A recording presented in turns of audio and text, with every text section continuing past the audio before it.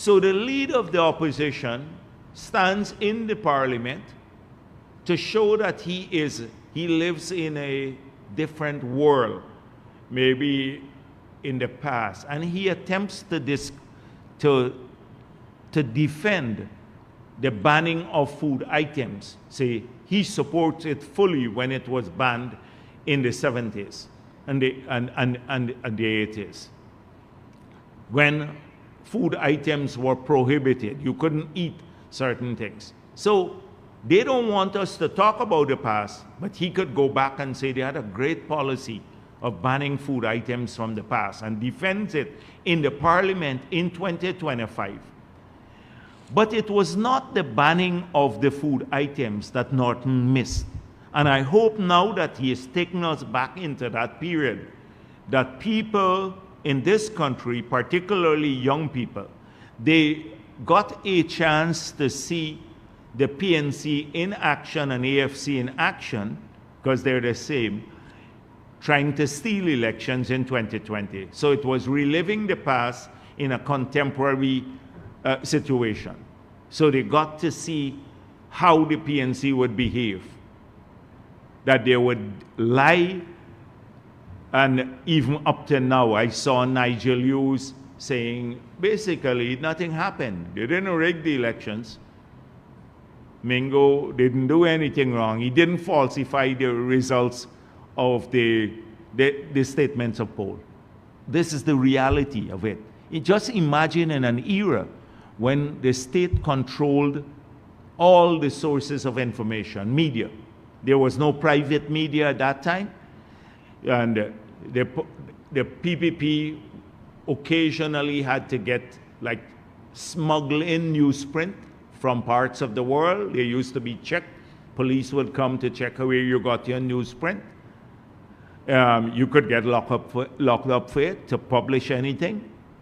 There was no private media, all state media, and we didn't have, at that time, social media.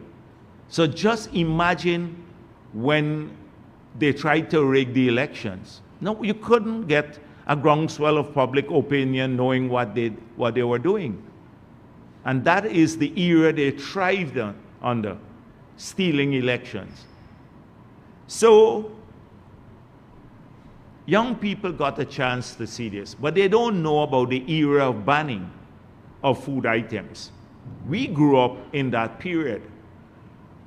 So it wasn't the banning that was so bad that Norton defended in the budget this year. It was what they did to every single Guyanese. They made us criminals for eating bread. When we ate bread made from wheat, whether you're a PPP supporter or a PNC supporter, if you ate a loaf of bread or a slice of bread made from wheat, or they caught you with a slice of bread, you would go to jail. You could go to jail. They would lock you up. That is what he didn't address.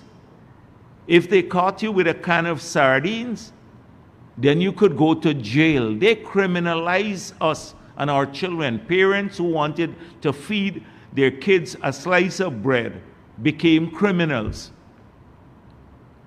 under the laws that they passed in this country. That's what he didn't address.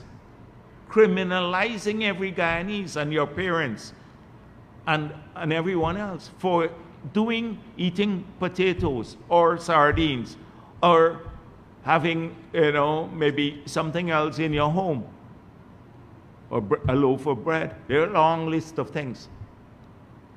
They made us all criminals for what we ate. And that's the legacy of the PNC. And he's proud in 2025 in the National Assembly to defend it. These are dated people. They've not updated themselves from that era, as we saw with the elections. They're incapable of managing anything because they have a dated philosophy. They will steal elections. And three, they'll continue to use racism to divide our people. And thankfully now people are seeing through that, and we're breaking that barrier. This is how they survive.